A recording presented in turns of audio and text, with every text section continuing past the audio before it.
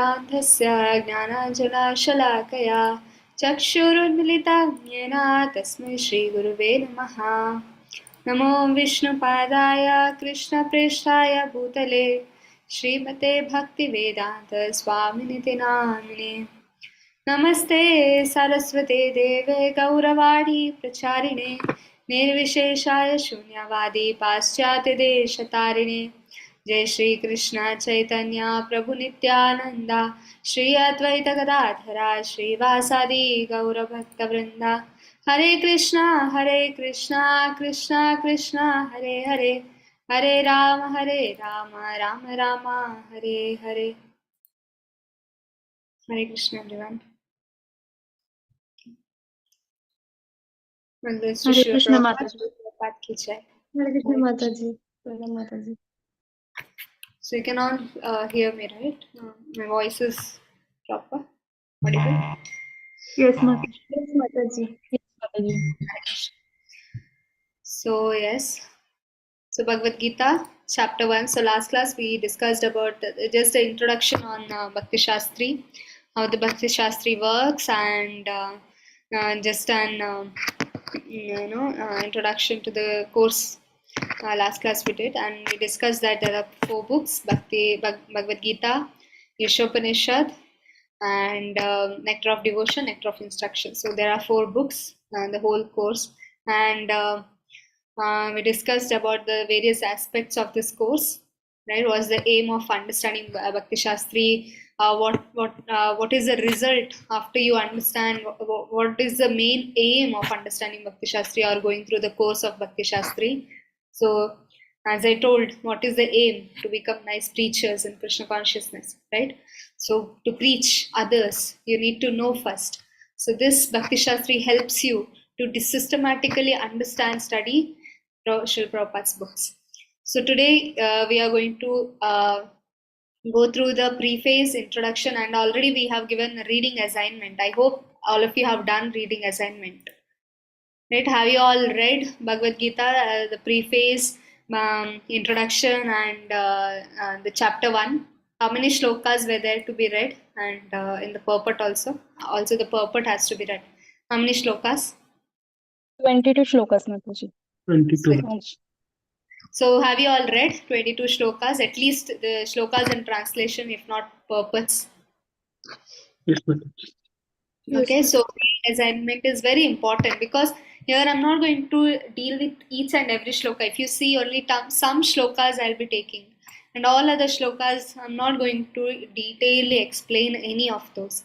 Okay, because it's a reading assignment. You have to read Prabhupada's book and then be prepared. Come to the class, there'll be discussion, there'll be breakout rooms. Last class I have explained you what is breakout room, what is whole class discussion. So we'll have some of them. Okay, so we'll start with the class today. So first is introduction and preface. So we'll see some of them. Okay, 1 second, I'll just share the screen.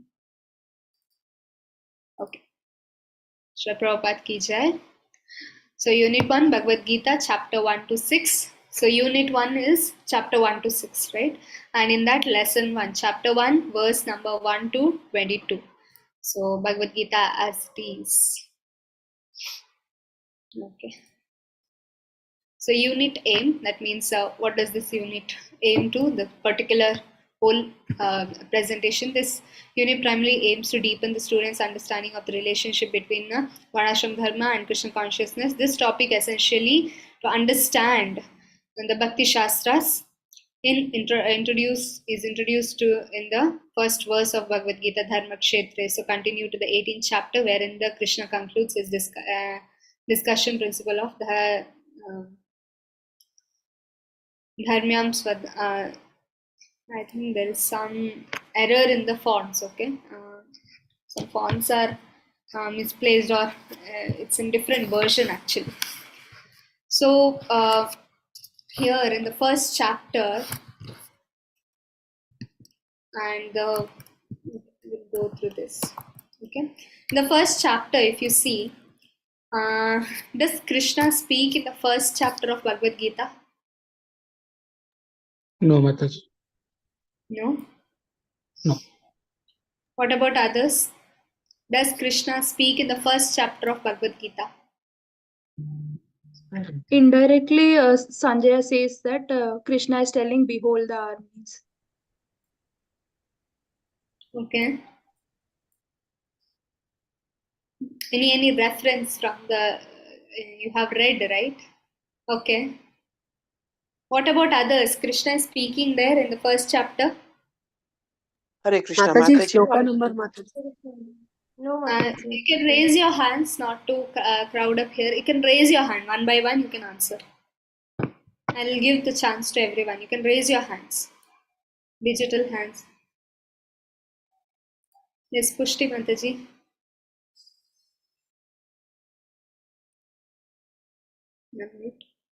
Mataji, the first chapter is the Sanjaya starts the Bhagavad Gita first sloka. And No. I think that is the Arjun's. Who is this iPhone? You can rename yourself, Prabhu. Rename yourself to your original name, or else we won't consider you in the class. That's why. Like, you at least rename in the Zoom. Yes, Pushti Mataji. I think Arjuna is, expressing his feeling. He's talking about his vishad, and he's giving every excuse that he doesn't want to fight. Okay. And Yes. and this is actually happening in the Kurukshetra battlefield. And Sanjaya is with his Divya Chakshu, he's explaining to Dhritarashtra. Yeah, so my question is Krishna speaking in the first chapter of Bhagavad Gita? Which Yes chapter? and no. No, Mataji. Hare Krishna, Mataji. Can I speak? Okay, Sahili Mataji. No, Mataji. Krishna doesn't speak in first chapter. Here, Arjuna is telling about the very sad. Yeah. Yes, Rajalakshmi Mataji. Hare Krishna Mataji, Krishna speaks in shloka number 22 Mataji, saying, "Behold the army of Arjuna." He just takes them. Okay. Yes. So those who have gone through our course level, they might know this.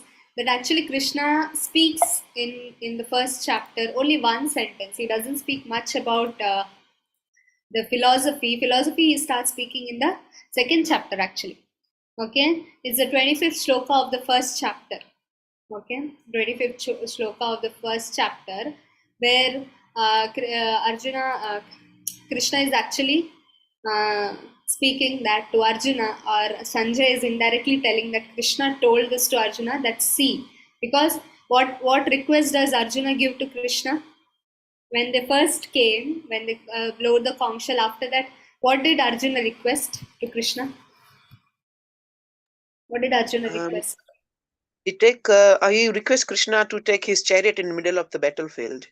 Yes, and after that, actually, Krishna speaks one sentence there, just see all these people. So indirectly, Krishna spoke, but not philosophy. He doesn't start speaking philosophy. Why Krishna is not speaking?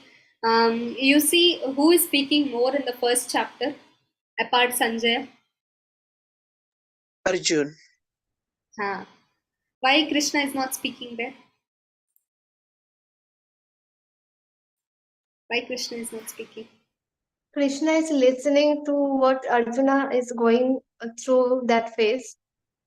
So that's why. Yes, yes. So Krishna is, to become a good teacher. You all are becoming preachers after Bhakti Shastri, or in the due course of this course itself. And Krishna is showing that to become a good preacher or teacher, first you have to listen. That's why it said that we have 2 ears and 1 mouth. Speak less, listen more first. First, you have to listen. Without listening, what will you speak, right? And so that's why Shravanam, Kirtanam. Shravanam comes first. You have to listen. Then Kirtan, you will start speaking. If you don't listen about Krishna, what will you speak about Krishna, right? So even Krishna is showing that as an example. In the first chapter, he's not speaking. He's like not telling any word to Arjuna, because first of all, Arjuna is not ready. Right? Arjuna is not ready to listen to anyone. And secondly, Krishna is teaching us to become a good listener, and when you listen problem, you can give the solutions to them, right? So we will also see how Krishna is teaching us to be a good teacher also in this whole chapter. Okay, so it might come in the next class. I don't know whether it comes here, but next class we'll definitely speak about that, because Arjuna starts speaking so many things in the next class actually. Now here most of the things Sanjay is speaking, and you see the situation in the battlefield, this particular class. Okay, so here you see that Krishna spoke just one word, and yeah, in the whole Bhagavad Gita, actually, Krishna is called many names. You know, he is not just called Krishna. What are other names you remember? This is just an discussion. Like, what all other names in the Bhagavad Gita you remember of Krishna's names? Madhusudan? Rishikesha, Madhusudana, Achyuta. Achyuta. Govinda. Okay, let's pick up the raised hands. Okay, Rajalakshmi Mataji.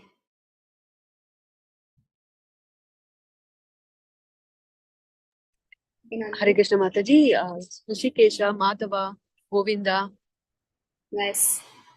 Damodara, Ananta. Damodara, is it in Bhagavad Gita? So many names.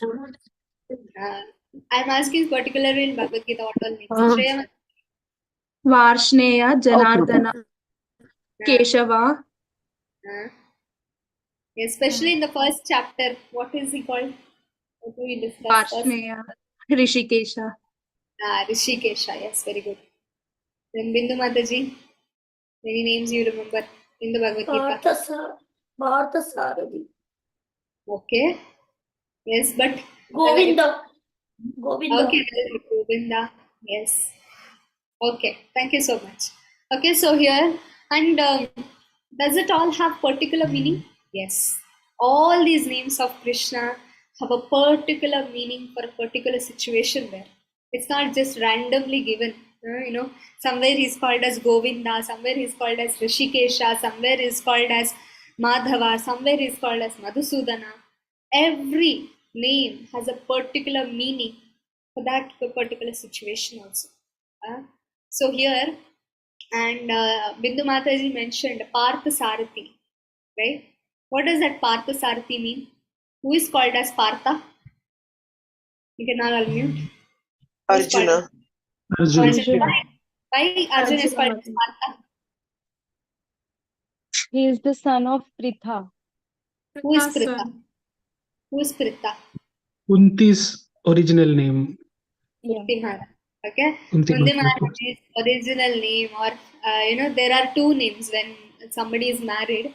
They go to husband's home, they give another name, and in the home they call another name. So Kunti Maharani's another name was Pritha, and from there Partha came. And who are Pandavas? How many Pandavas are there? 5. 5. And who can all be called as? Can they be called as Parthas? All of them, because they are all son of Kunti. All of them we can call as Partha. No. Yes, ma'am. Somebody told yes, somebody told no. Only three of them. Only 3. Then what about 2? Who 2 of them? We can't call them as Partha. Because they were Maitreyi's. They're from Madri Mat. They're not. Sahadeva and Nakula were from Madri. Okay, so they are sons of Madri. And the other 3, who Yudhishthira, Bhima and Arjuna, are from Kunti. So they are called Kaunteya. And Madri's sons are called some other name they are called from the meaning of Madri's son. Okay, so these 2. But all of them can be called as Pandavas because all of them are sons of Pandu. Okay, so that's why Krishna is calling as Kaunteya, especially for Arjuna. Okay, and Partha. Okay, there is so many names for Arjuna as well in the Bhagavad Gita, right?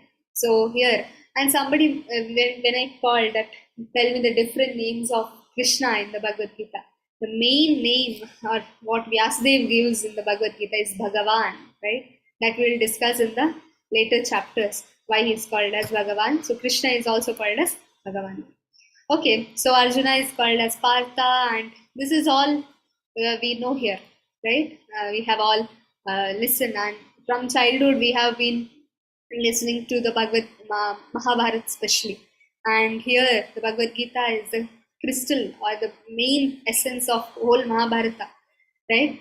So here we discussed that in the first chapter, mainly in the first part, as I told, the first 22 shlokas, if you read, we feel like nothing related to philosophy, nothing related to spiritual, right? And they're just names of some kings, some people around in the Kurukshetra and everything. What is the use of their chanting their names, you know? There's so many shlokas where it is said this person was there, that person was there, you know, that king was also there, that king's son was there, this king's son was there. What is the use of chanting their names? Is there any use of telling their names? Mataji, all of it is related to Krishna as he was there. Okay, yes. So here, yes, it is related to Krishna. So that's why it's important. So here, Nirbhande Krishna Sambandhe, Rupa Goswami says in Bhakti Rasamrita Sindhu or Nectar of Devotion, which you are going to read or which you are going to learn in this course itself. So here, Nirbhande Krishna Sambandhe, that means anything related to Krishna, Krishna Sambandhe is very important. So people may ask that by mentioning these great fighters, what spiritual progress we make, right? Is there any spiritual progress by telling the names of Bhishma and Drona and all of these names? They might ask. Because we are meant to chant Hare Krishna Mahamantra, so by chanting these names, these great fighters, what do we gain? The question may be raised. So many of them take the first chapter of Bhagavad Gita, especially the first part of the Bhagavad Gita, very lightly, because they think, this is just the names of the kings. I don't want to recite, or I don't want to, want to read also. I'm going to skip that. I'll read about Arjuna's this thing, dilemma, and then I go to the second chapter, and from second chapter, all the philosophy will start. Prabhupada is saying not that. Anything in the whole Bhagavad Gita, nothing is wasted or nothing is unwanted. Everything is related to Krishna, and whatever we read in Bhagavad Gita, it's all useful. But the thing is that Nirbhande Krishna Sambandhe. Whenever there is a connection with Krishna, that also becomes Krishna. So, when we say Krishna, the paraphernalia is also included. Nama, Rupa, Guna, Leela, right? Krishna's names, Krishna's form, we all see that. Even the paraphernalia, whatever is used by Krishna, wherever Krishna has gone, the land, the people, in relation to Krishna, everything is not just normal. It's related to Krishna, so it's special. Okay? So, warriors named in this battlefield. What is so special about those warriors? All of them, even Pandavas or Kauravas. Why are they special? Why are they not like any other people? Or yes, Shreya Mataji. Hare Krishna Mataji, they all can see Krishna in the Parthasarathi form. Yes, they all saw Krishna. That is what's special. Can we see a Krishna? Did we see Krishna? Yes, in the form of picture or in the form of deities, yes. But there, even Duryodhana, even the sons of Dhritarashtra or whatever, however the creatures were, everybody saw Krishna there. And that's why the Mahabharata happened actually. It was the intention of Krishna to kill them in the battlefield, kill all these the sons of Dhritarashtra, right? Dhartarashtra, this one Arjuna says Dhartarashtra, that means the sons of Dhritarashtra. Krishna wanted to kill them. Krishna would not have killed them or would have left them like that only, or Krishna would have given, okay, you take the kingdom and be happy and die in the end. What would have happened? what would have happened to the sons of Dhritarashtra, especially Duryodhana and all? Where did they would have gone after death? Hell, Mataji. Hell, right? Definitely hell. But why this war was arranged? Why Krishna wanted all the Kauravas to die in the war? Veeramarana, they go to heaven. Okay, heaven is fine, but then more than that, Krishna wanted something. When Krishna kills somebody, what happens to that person?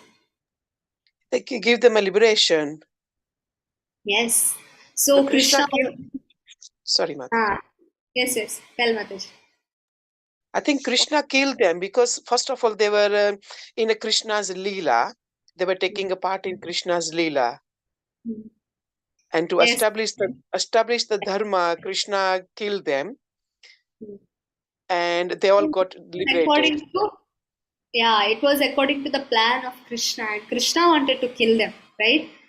Krishna in the 11th chapter says, Nimitta matra bhavasavyasachin. You're just an instrument, Arjuna. I am actually the killer. I am actually killing all these people. So that means Krishna is killing. And when Krishna kills, they get liberation. If not, if Krishna would not have killed or given them the kingdom in the end of their life when they die, they would have definitely gone to hell. So better than that, Krishna had a plan, the best plan to all of them. Even those Pandavas are, however, devotees of Krishna.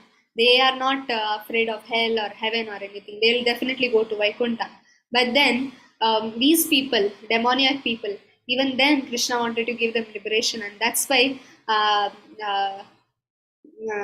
Krishna wanted to kill them in the battlefield. Because what kind of a moksha they would have got? Because they saw Parthasarathi form of the Lord.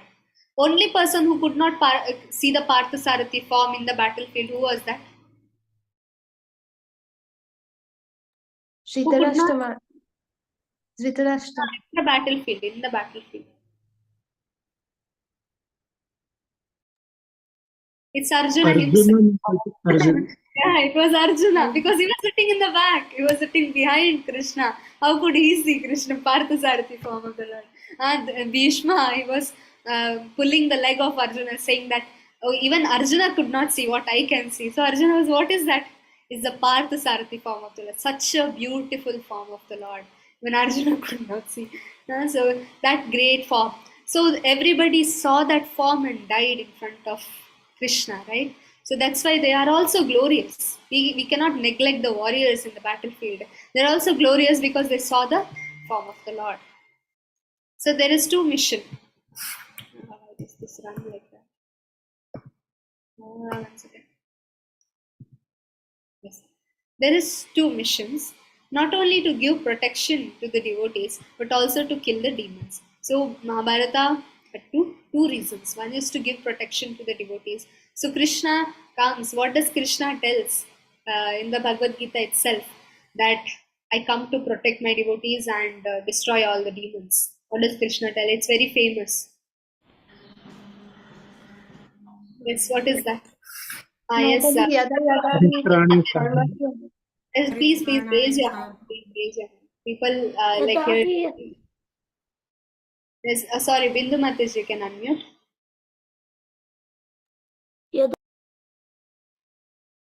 Sorry.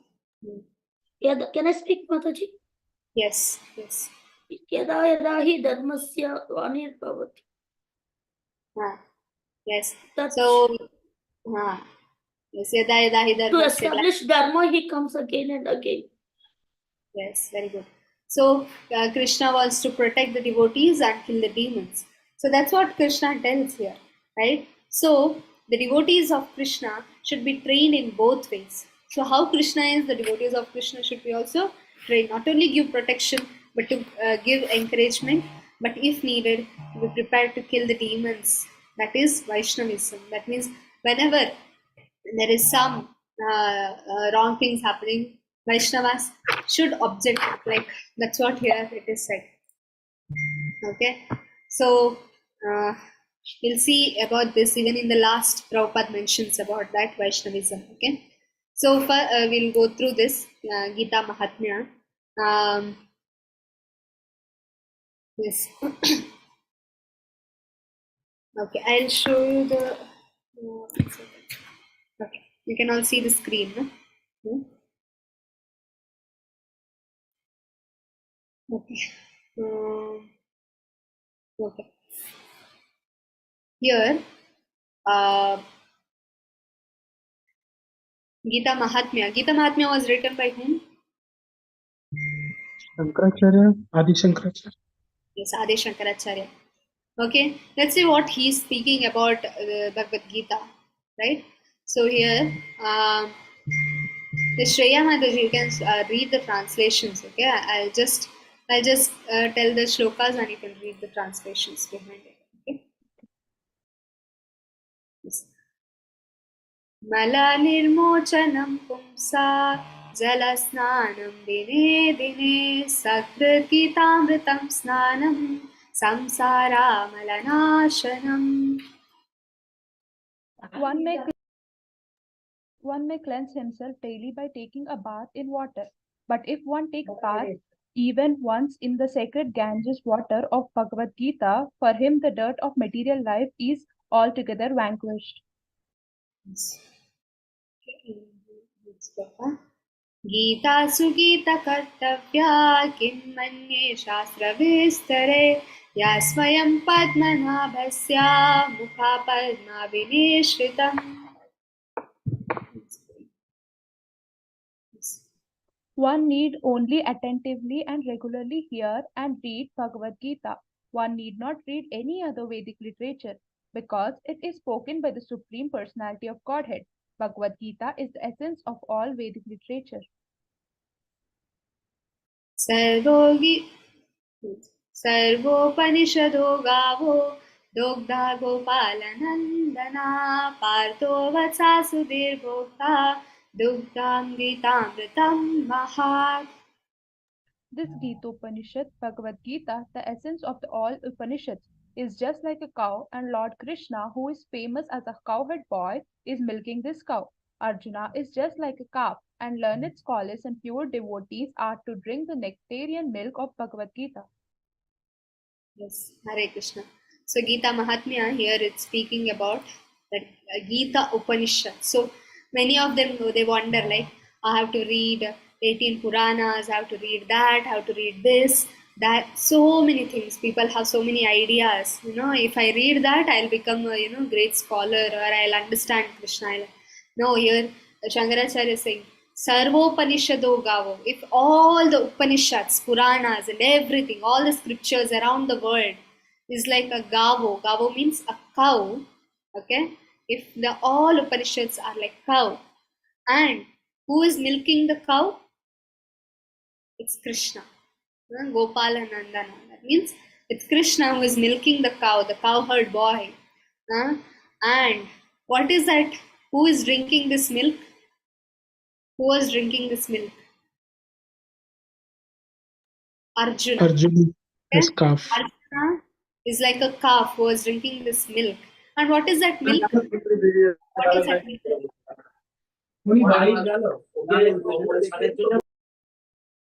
Whoever that iPhone is, I have to really, you have to mute your mic, okay, Prabhu? Please. Okay, what is that?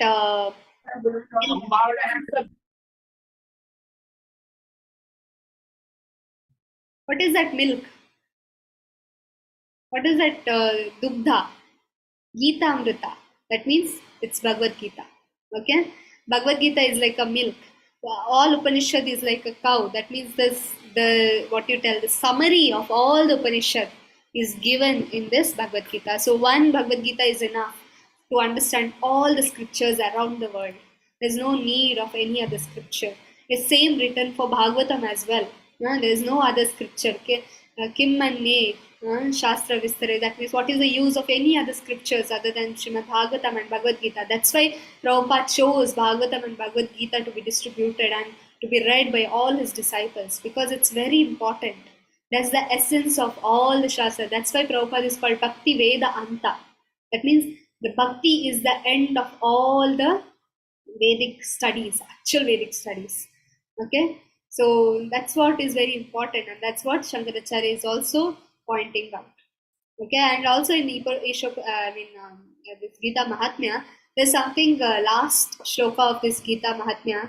Shankaracharya says that Ekam Shastram Devaki Putra Gitam Eko Devo Devaki Putra Deva Eko Mantrasya Tasya Namani Ani Karmapi Ekam Tasya Devasya Seva. So he is telling that there is only one Shastra, that is Putra Gita, that means Devaki Putra Gita, that means Krishna's Gita, that means Bhagavad Gita, that is only Shastra. And who is the only Supreme Personality of Godhead? It's only Krishna. Nobody else can be Bhagavan. Nobody else can be God other than Krishna. And Eko Mantrasya Tasya Namani. Only the name of Krishna is the only mantra. No other mantras. And only work, only karma is to Devasya Seva. Only work is to serve the Lord. And that's the essence of Bhagavad Gita. That's the essence of whole Bhagavad Gita. And nothing else. So Krishna is the supreme and we have to serve Krishna. We're the servants of Krishna. Right? So here it's said. So okay, this I'll take it later on. Okay. So we'll just do the group discussion all here. So you have all read the preface of Bhagavad Gita, right? So what all you think that Srila Prabhupada is trying to tell in the preface? You have to raise your hands. You have to raise your hands, not mass answering, okay? What do you think that Srila Prabhupada is speaking in the preface of, what is his mood while he is telling in the preface of Bhagavad Gita?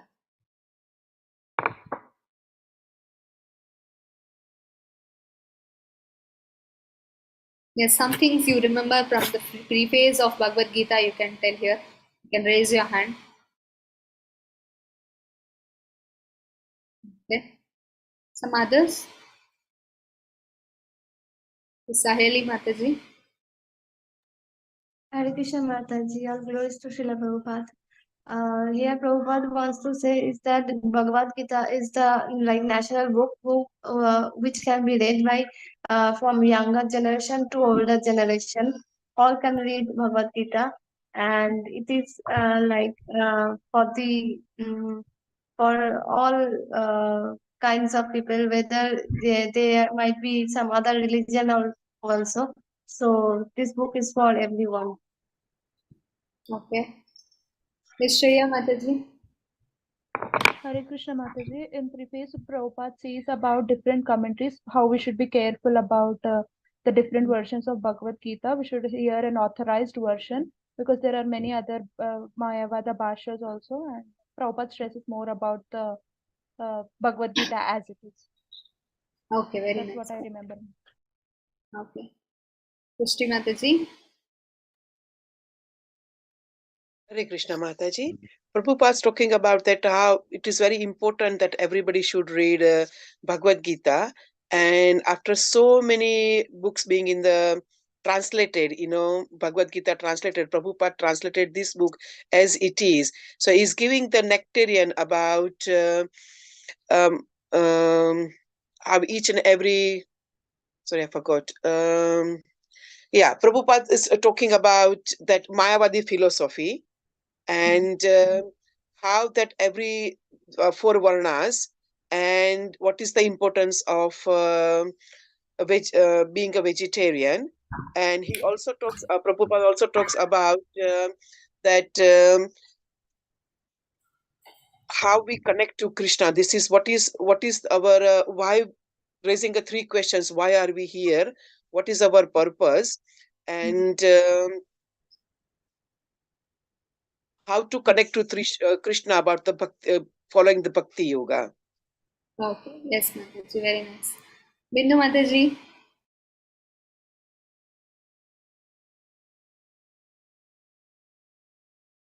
Hare Krishna Mataji, Prabhupada, the preface, he explains that we have to read Bhagavad Gita not to become a scholars, but a devotee to the Krishna. And from whom we have to read it should be under Guru Parampara we have to read, so that then we can know the essence of Bhagavad Gita, because there are many people who have given their own philosophy in the Bhagavad Gita, but not what exactly what Krishna have said to the Arjuna. I mean, what Arjuna heard from the Krishna, that same essence, if you have to know with Guru Parampara. And then also he explains upon Monday in his prescription, because in the age of Kali, people have a lot of, they're not, he explained the importance of Krishna consciousness. Yes. So that he explained. Okay. Yes. Thank you, Mataji. Very nice point. Okay. So yes. So here, as you all told, so many other things, especially Prabhupada is speaking about being careful about different types of, translations and the different types of people, mental speculators also. Before, as I told in the last class, before Prabhupada wrote Bhagavad Gita as it is, there were 200 plus editions of Bhagavad Gita in the market. There were 200 plus. And none of them could even make any of them a devotee. But Prabhupada's one book, it exploded like anything. Even today we read Prabhupada's book. And did we all, anybody see Prabhupada personally, met Prabhupada, or did we even know Prabhupada before reading Bhagavad Gita? None of us. But see where we are now. We can't live without Bhagavad Gita. We can't live without hearing Prabhupada's lecture, Prabhupada's kirtans or anything. Why? Because the purpose are not just mundane, grammars and speculating things. Okay, this is nice, or English, hi-fi English or nothing. Prabhupada has just given us simple spoon-feeding kind of writings, and all of them are transcendental. You know how Prabhupada was translating Bhagavad Gita? Anybody has any idea? Or even Bhagavatam, how he was translating? You have anybody who reads Prabhupada's purport, especially Bhagavad Gita and first canto of Srimad Bhagavatam, especially Bhagavatam, it's a nectar. And Bhagavad Gita, the first as it is book, if you read Prabhupada's book, you feel the purports are not somebody who has written, with any intention. It's just a pure devotee's heart. You feel that sometimes, and whenever some questions are wondering something, just open some pages of Bhagavad Gita, and Prabhupada in the purport is answering your some questions. You feel that, right? Personally, Prabhupada is writing for you, kind of letter to you. Prabhupada is writing that kind of letter, because some disciples are saying Prabhupada used to chant one round and then take one shloka of Bhagavad Gita, then translate it, and then he used to take reference from the old Acharya books and he used to see, and after that again chant one round. And that's how Prabhupada translated these books. So hard work Prabhupada did just for us, and how much we are reading Prabhupada's books, right? So that's how we should give. And Prabhupada especially saying here, and which Acharya he is, and he told that, right, in the Guru Parampara he should come. And which parampara did Prabhupada connect to? Which parampara? What is the name of the parampara? It's Bindu Mataji. Gaudiya Vaishnava Parampara, Mataji. Very nice. Gaudiya Vaishnava Parampara, or Brahma Madhva Gaudiya Vaishnava Parampara. And Prabhupada is the, how many, which Acharya? Can all unmute? 32nd. 32nd Acharya, right? 32nd Acharya. That means there are so many Acharyas in the line of, after Brahma, Madhva, so many gap is there. Brahma, Narada, Vyasa and all. But we are taking the prominent Acharyas in the line. You might not ask, so many years, only 32 Acharyas. No. It's in the prominent Acharyas are given in that. And Prabhupada is the 32nd prominent Acharya. And Chaitanya Mahaprabhu is?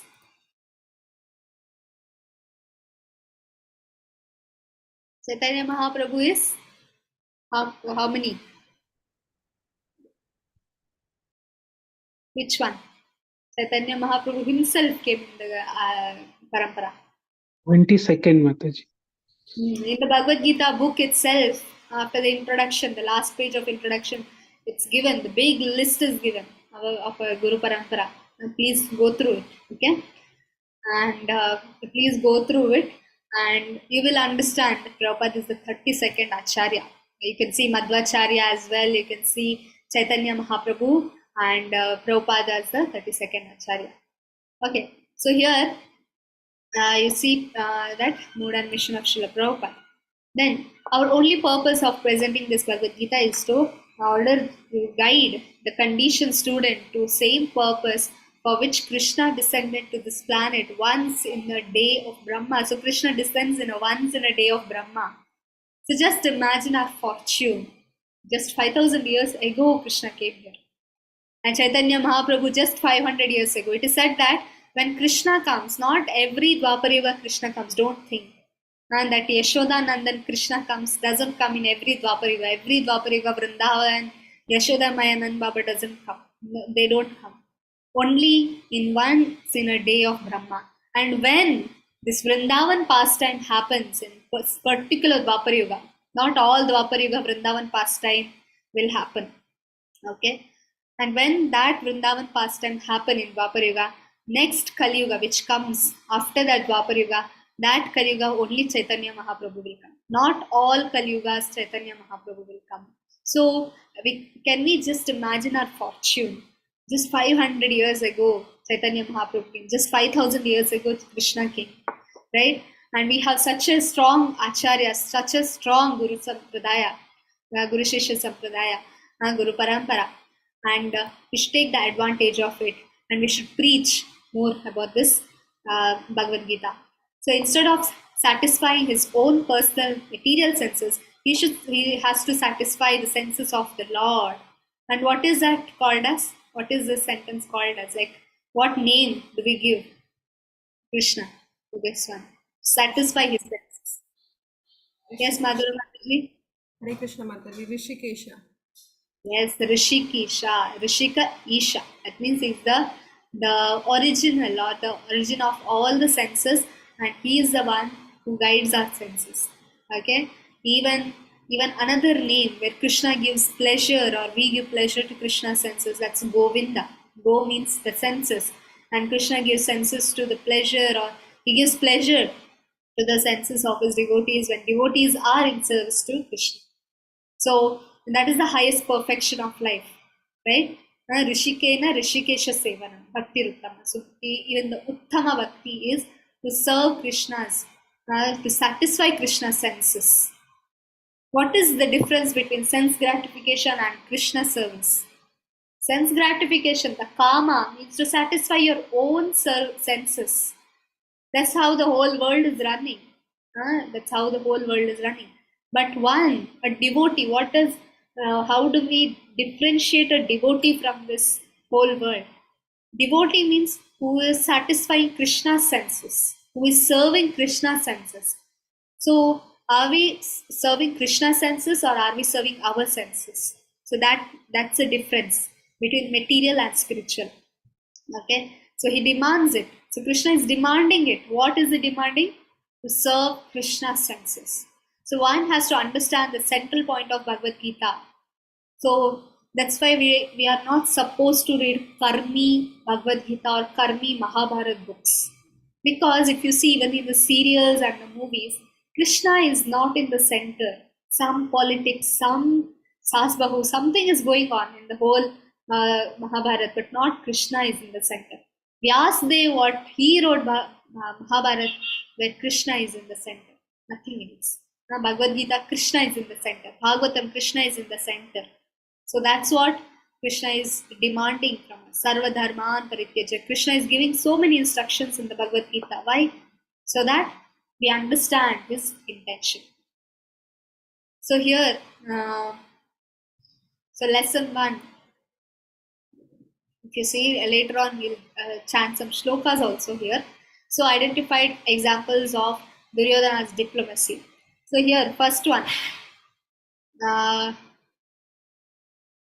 Okay, we have to discuss these things. Okay, first of all. So first of all is identifying Duryodhana's diplomacy. So you see in Bhagavad Gita, you have read Bhagavad Gita, right? So we can have a small breakout room now, where you have to identify in what is the shloka number 3rd to 11th. You have to in a group. Okay, this is the first breakout room for you all. So there you have to discuss in a team that where Duryodhana is showing diplomacy and in what reference you have that Duryodhana is showing some diplomacy or political behavior in his words, in his actions in Bhagavad Gita, from the shloka number 3rd to shloka number 11. You take some references and see the purports where Prabhupada is writing, clearly writing that the diplomatic behavior of Duryodhana is shown. Okay, and okay, you all understood the question now?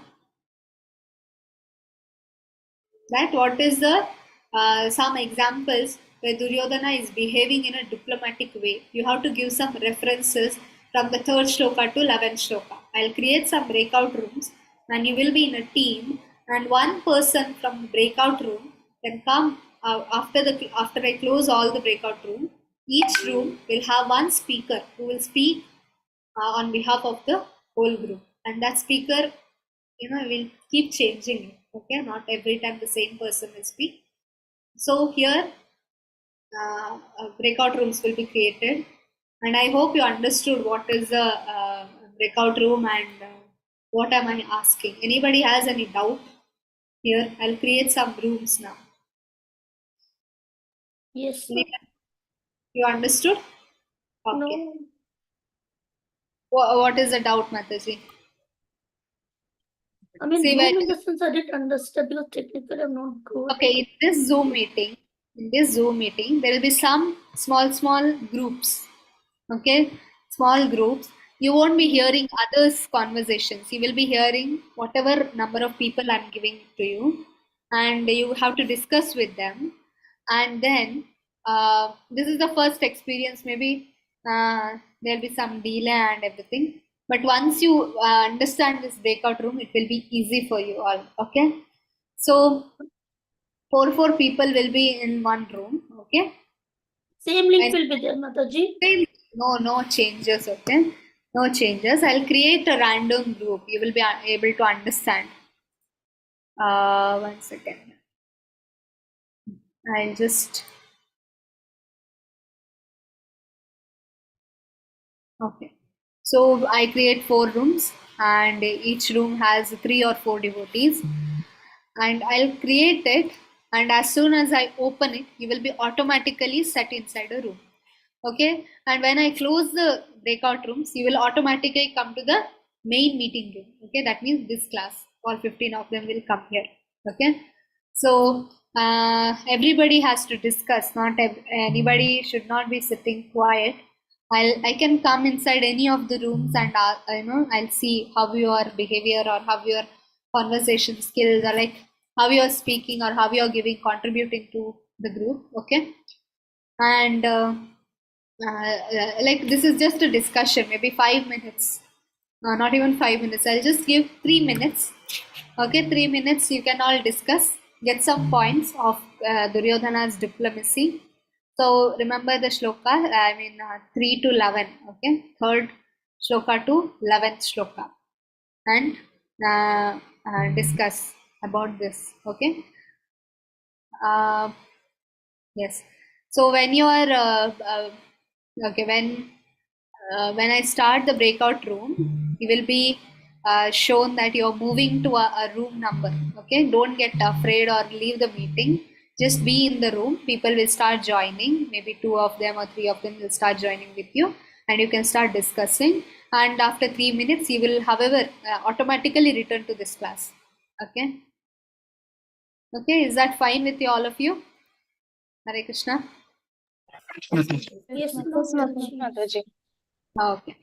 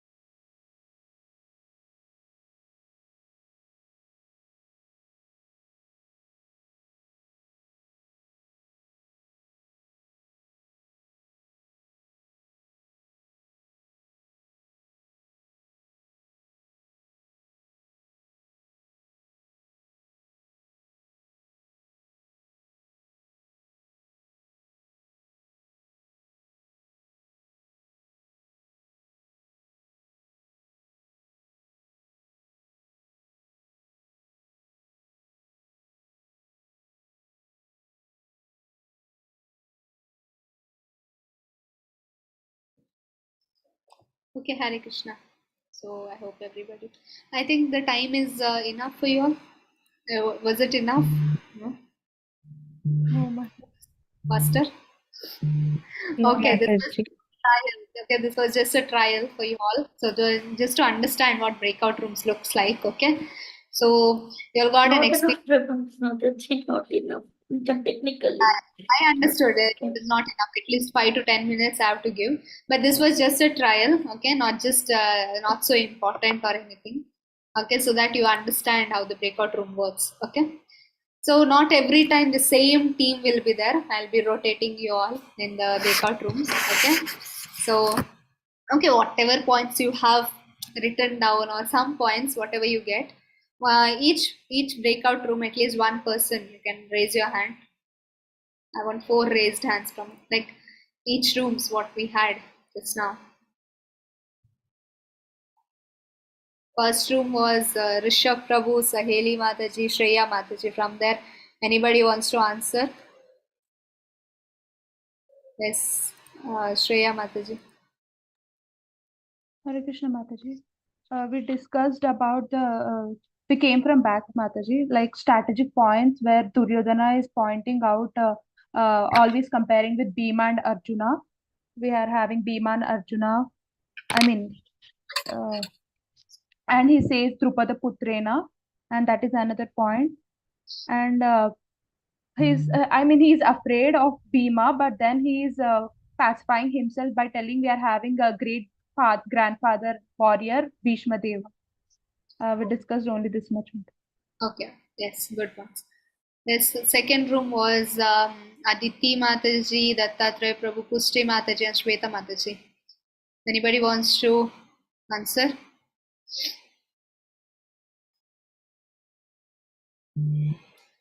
Okay.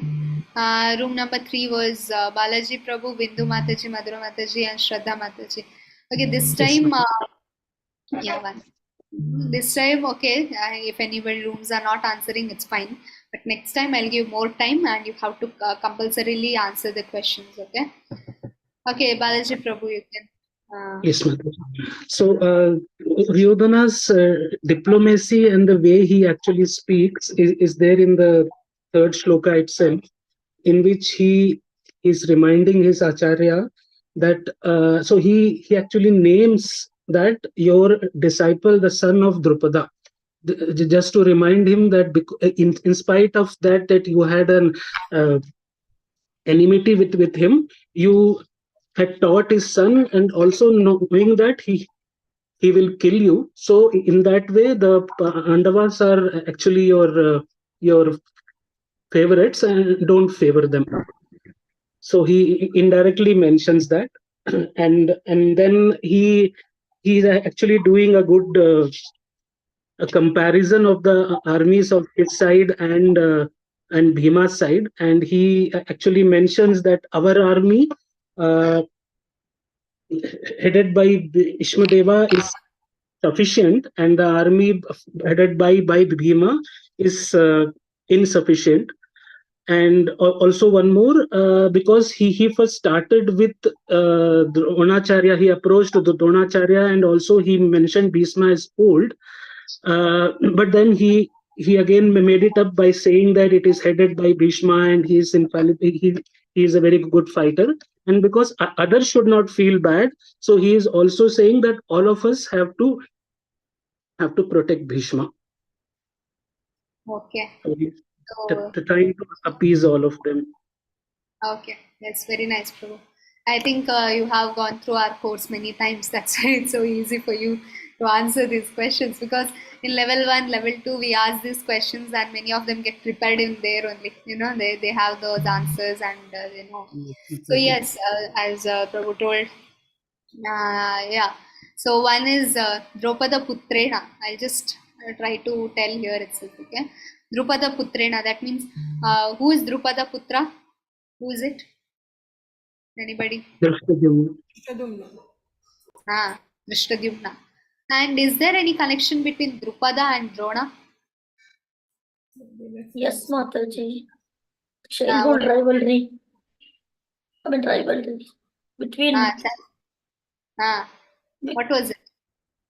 Actually, a childhood, they were both are from same school, Gurukul. And when he promised at that time, whenever Drona have any problem, that he will help her. He will help.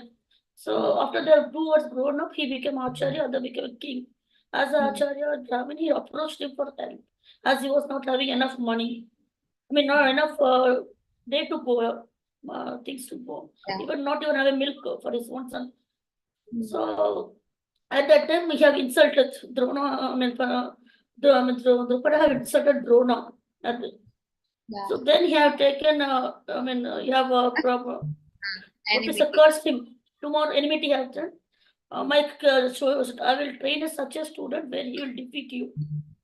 At the same time, Dushtagna also have a benediction that he will give a son who will kill Dronacharya. Like that, Arjuna had defeated Drona when Drupada, and finally he fulfilled the wish of his master. And now the time, though he know that Drona that his son is going to kill him, but being a Brahmin's duty is to give education. He have trained such a well the son, Drupada's son, Dushtagna. Okay, very so nice. Now Here, yeah, thank you. Yeah, so there was enmity, and actually, he could have told Duryodhana that okay, there is Drupada also in the army of Pandavas, but no, he purposefully took Drupada's name. You know, there was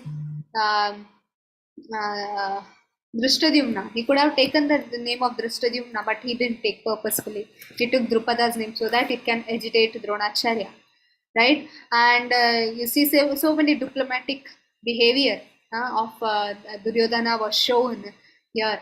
You know, he was a pakka politician kind of a behavior. You know how politicians are in the skill, you know, naming skill or speaking skill. They start, you know, insulting others, or they are very diplomatic about these things. So similarly here, Arjuna actually, Duryodhana actually is diplomatic towards Pandavas and others as well. Yeah, right? Even Bhishma, he tried to make Bhishma and Bhima as equals. But no, it can't be equal because he had some insecurity regarding Bhima. That's why he took Bhima's name, and as well as he thought Bhishma is capable to fight. Like they have Bhima, I have Bhishma. He told like that. Kind of here you can see diplomatic behavior, and because he took Bhishma's name, Dronacharya might feel bad. That's why he took Drona's name as well. So here you see how Duryodhana was diplomatic. And then discuss the liberal nature of the Brahmanas with reference to Dronacharya. And here, there were some signs why Pandavas could win. What were the signs of the Pandavas? Any sign, you remember, where which showed that Pandavas will definitely win. All our level 1 course people, they have to keep silent. Other than them, who others are new, can they answer? Yes, you can raise your hand. What are the signs were there in Bhagavad Gita, when you read, that showed that yes, definitely Pandavas are going to win? We know Pandavas won, but then what were those signals which gave us that Pandavas are definitely going to win this war? Yes, Mataji, divine chariot. Huh? Yes, Aditi Mataji. The divine chariot. It was given by whom? Agni. Okay, Agni gave that divine chariot. Okay, Sahili Mataji. Mataji, there is Hanumanji on the flag. So, okay, very nice. So what does that mean, Hanuman in the flag? Why there was Hanuman? Sorry, I muted it. So it depicts that where there is Hanumanji on the flag, so they will definitely win. So if because Hanumanji is Hanuman had previously. Yes. Whom he helped in the previous thing? Ram. Lord Ram. And yes. Wherever Lord Ram is, there is Hanuman. So wherever Krishna is, Krishna and Ram are not different, right? So definitely they are going to. And what else? Rishabh Prabhu? Mataji, Lord Sri Krishna himself was with him. Yes, the biggest thing, Lord Krishna himself was there as Rishikesha to guide his devotees, right? So these are different things are there. And Bindu Mataji?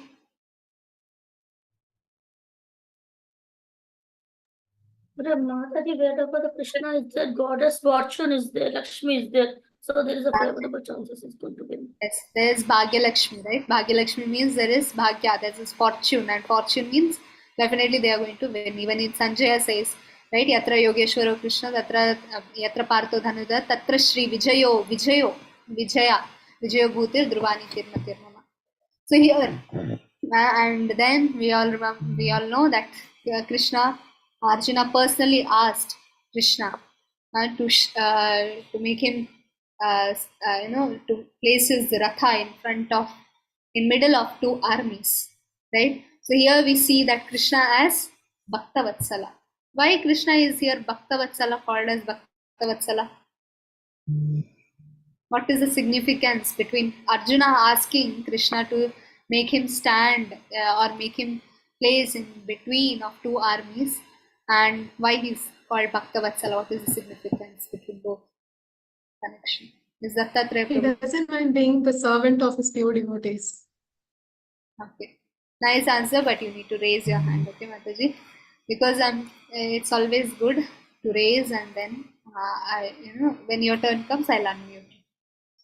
Okay, so Krishna is Bhaktavatsala because he always are under the pure devotee shelter. Actually, Krishna always listens to his pure devotees. So coming to this thing, so Dhritarashtra Vacha, some shlokas are there. Okay, so even the shlokas has to be memorized in the particular chapters. Some number of shlokas will be there. You need to memorize these shlokas. Okay. Dhritarashtra उवाच धर्मक्षेत्रे कुरुक्षेत्रे समवेतायुयुत्सवः मामखा पाण्डवश्चैव. It's disappeared. Huh? 1 second.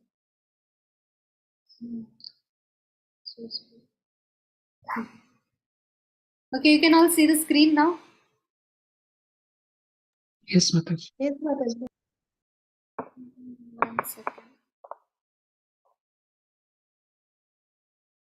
Okay, 1.1. Okay, Dhritarashtra Vacha Dharmakshetre Kurukshetre Samavetayuyutsavaha Mamakha Pandavashaiva Kimakurvata Sanjaya. Okay, Dhritarashtra said, "Oh Sanjaya, after my sons and the sons of Pandu assembled in the place of pilgrimage at Kurukshetra, desiring to fight, what did they do?"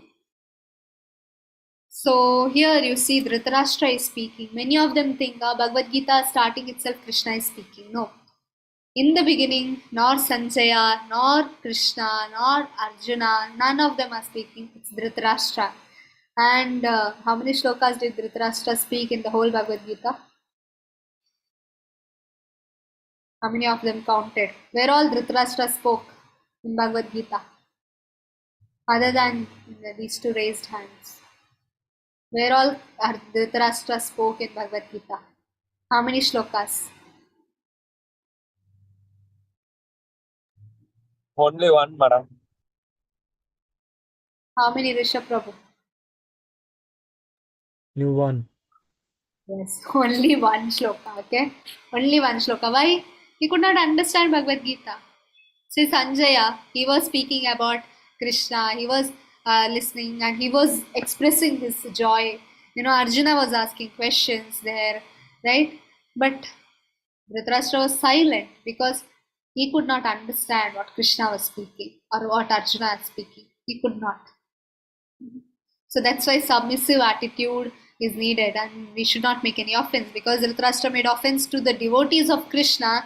He could not understand what Krishna is speaking, right? So that's why it's very important to be under a devotee's guidance when you are reading the Shastras and when you are doing service to Krishna. So because they will make you understand, they will make you progress towards Krishna. So here, Dhritarashtra is saying here, we all know the background of Mahabharata, why Mahabharata happened and everything. So there were three brothers, right? Who were there? Dhritarashtra and who were other two? You can all unmute. Who are other two? Vidura and Vidura. Pandu and Vidura. Vidura. Vidura. Vidu. So, Vidura and Pandu. So why didn't Vidura become the king? Because he was maid servant's son. He was maid servant's son. And what about Dhritarashtra? Why didn't he become the king? He was the son of king, right? He was blind. There's no option. Pandu died and the next person. So No, the no, only I'm asking, eligible why person. did he become the king in the beginning itself? He was blind from childhood. He was blind. See, yes, a king means he should be fit, physically fit, mentally fit, because he had one defect, and it's not something. Why Dhritarashtra was blind? Anybody knows the reason? You can raise your hand. Why Dhritarashtra was blind? Was it purposefully? Was it out of pity or something like that? Why we should feel pity towards Dhritarashtra because he was blind or something? Ms. Pushti Mataji.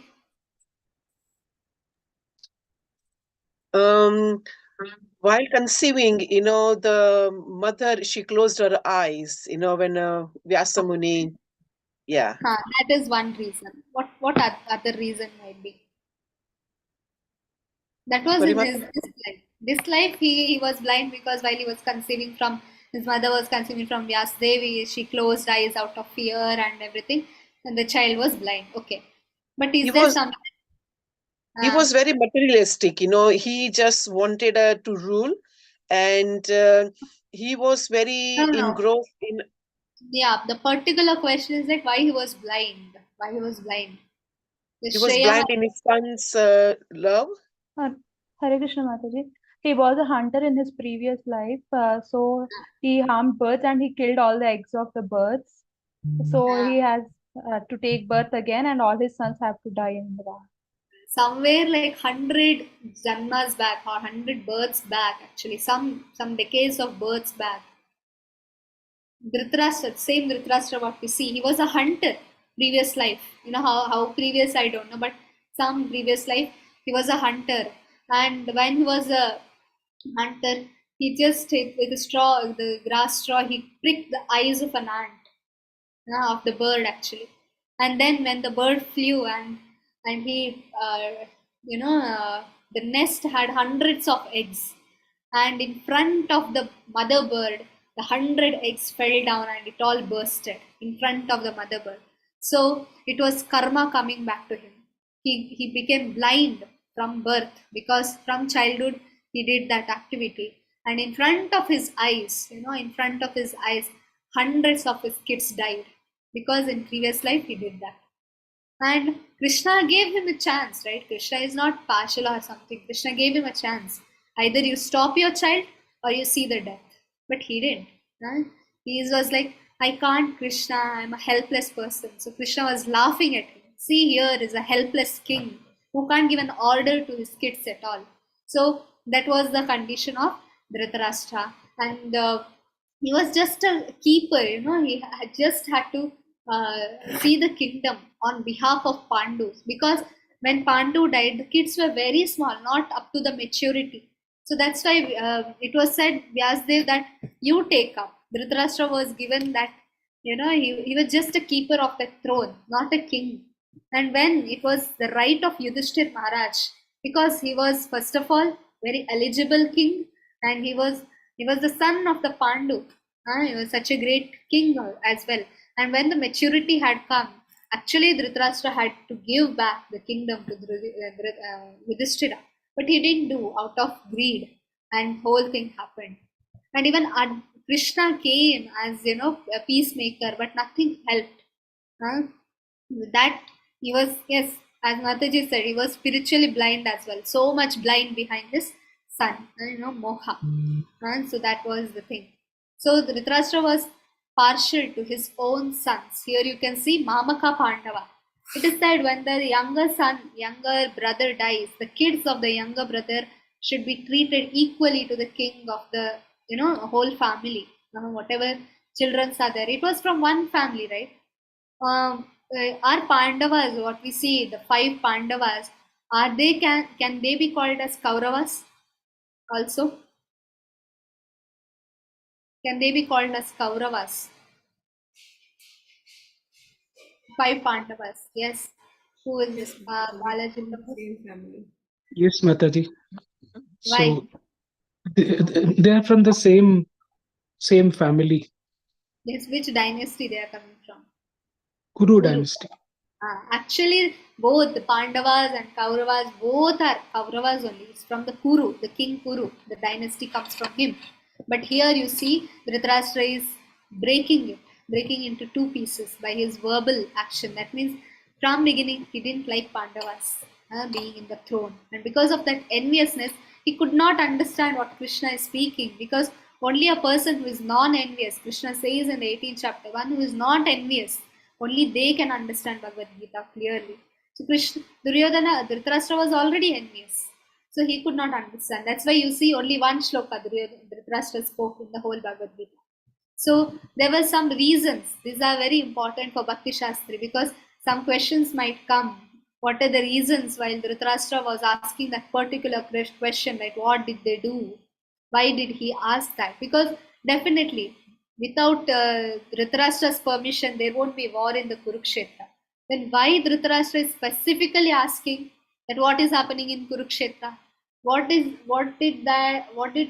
Dhritarashtra make him doubt about his decision? Because his desire that his son to get a kingdom.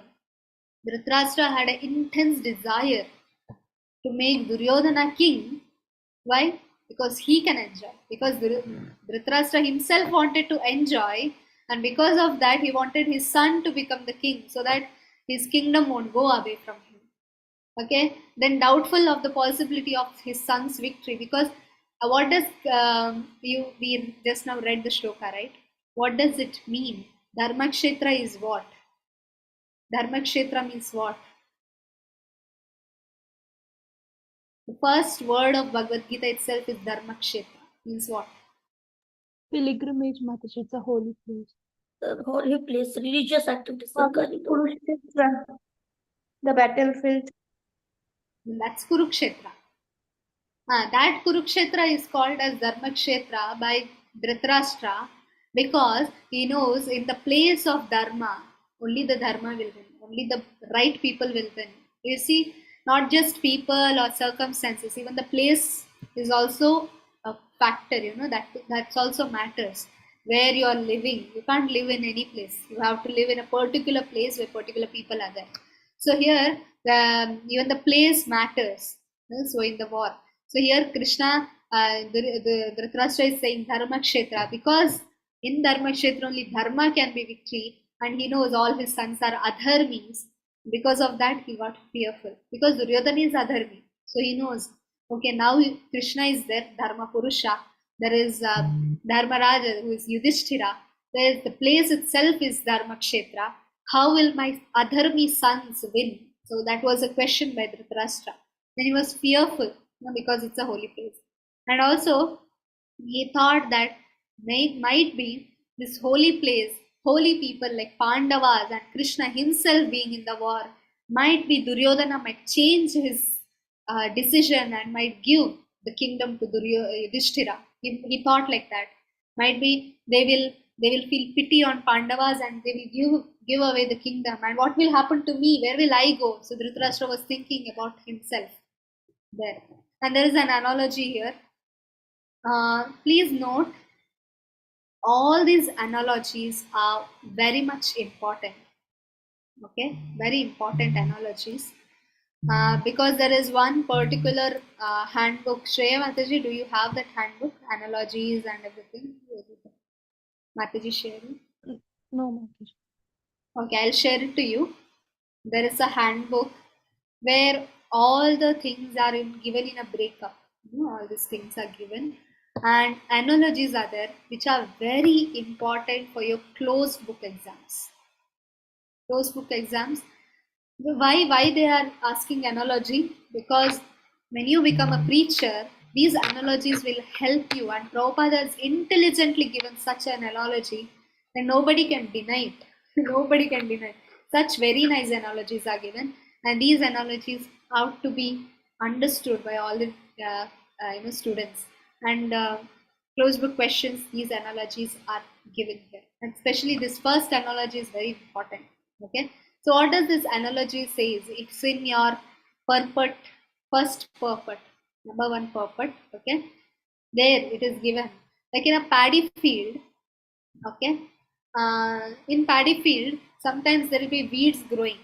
You know, some farmers, they'll understand this. When you're, or even in your garden, when you're gardening something, there'll be some unwanted plants or unwanted creepers. What will they do?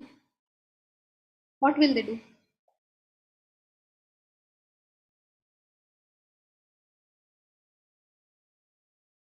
They Unwanted take the creepers. nutritions of the main plant.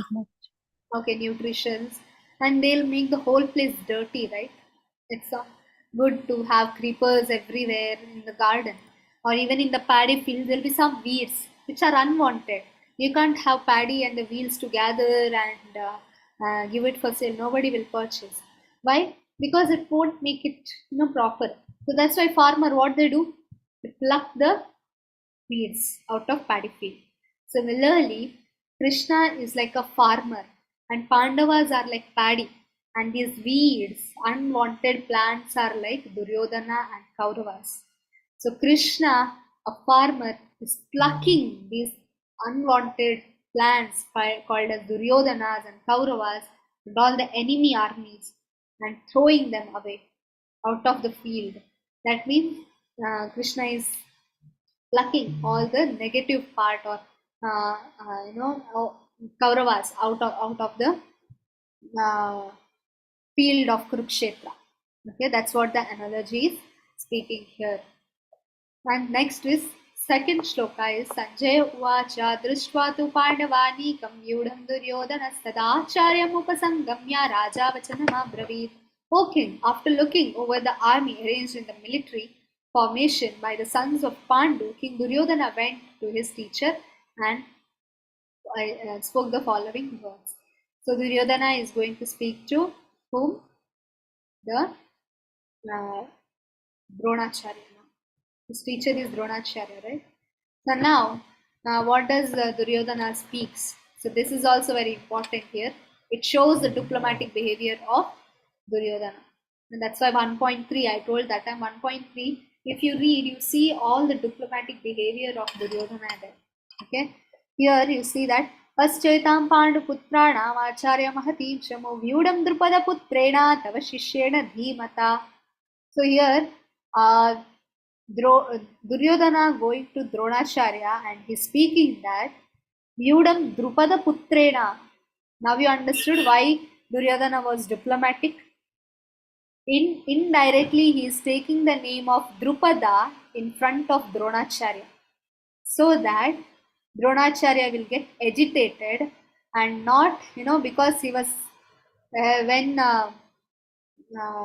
because Dronacharya liked Arjuna so much. We all know, right? Arjuna was so dear to Dronacharya, and out of that fear, Duryodhana was like, if because Arjuna is so dear to him, he might go behind, the Arjuna and forgive Arjuna. And because of that, Duryodhana thought that if I take Drupada's name, he will get agitated and kill all the Pandavas. So here you see the Duryodhana's diplomacy. So Duryodhana was fearful seeing the Pandavas' army. Actually, Duryodhana was fearful. So, but being a political, he hid his fear by showing that he had come personally out of respect to Guru Drona. Duryodhana points out Dronacharya for liberally imparting the military secrets to the Drishtadyumna, despite knowing that he was born to kill Dronacharya. Drupada was knowing that. His son is ready to kill the Dronacharya. And where did Drupada send his son for training? To Dronacharya.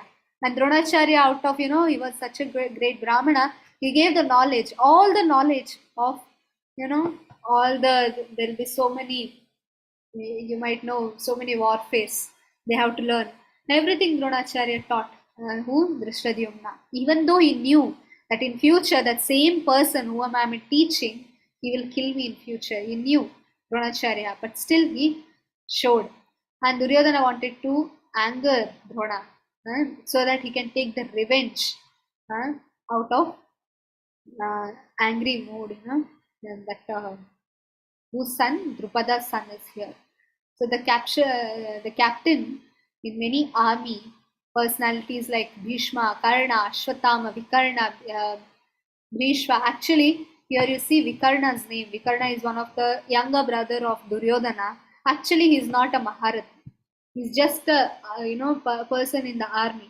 But he is adding Vikarna's name in the Maharathi list so that Vikarna can become happy on Duryodhana and he will be staying here. Because when you all know that when Draupadi's Vastra, this thing happened, Vikarna was the one who opposed Duryodhana. And out of fear that, okay, if I don't take Vikarna's name in Maharathi, although he is not, he might go to Pandavas. Out of fear, he is taking Vikarna's name. So you can see how much diplomatic Duryodhana was. He was not wanting any one of those to leave his army and go to Pandava's army.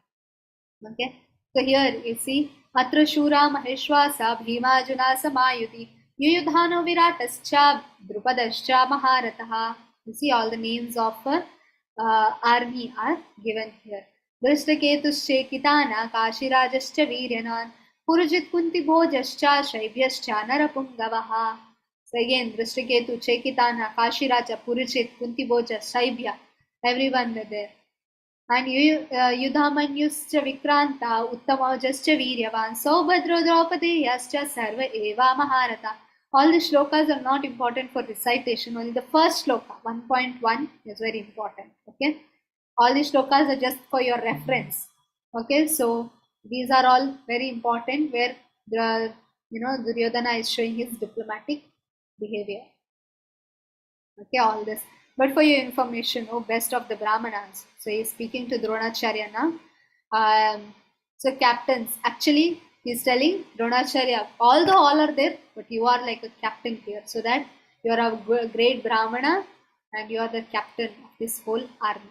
That's what he's telling. Even though Bhishma, Kripacharya, everybody is there, but even not just Dronacharya, even Bhishma is also good, even Kripacharya, everybody is good. So that he's trying to keep everybody happy by his diplomatic behavior, so that not much people will. And then there is something called Kyakta Jivita.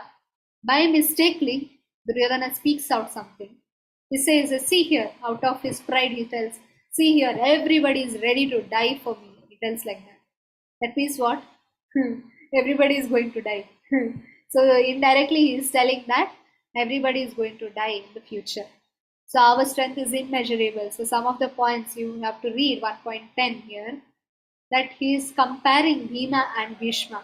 You all know Bhima and Bhishma are not of the same level, but still he is comparing because he is thinking that if I don't do this, if I don't make my grandfather Bhishma, in a respectable position, then what will happen? Bhishma might leave and go. So he does not want anybody to leave. You see, I've seen some politicians who do these things. You should not leave my party. You're also a great person. You're also a great person. Somehow or the other, actually, Duryodhana wants to keep everybody happy so that he will win the war.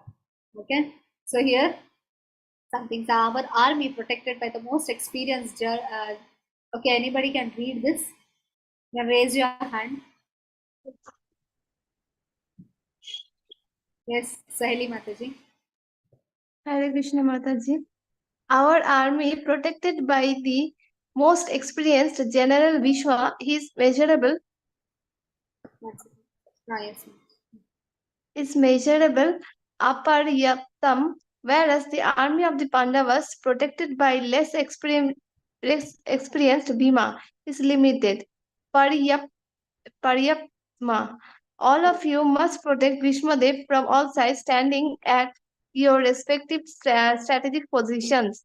Duryodhana considered that others feel less important as he praised Bhishma, so he diplomatically said that Bhishma, although the greatest hero, was old and needed protection from everyone.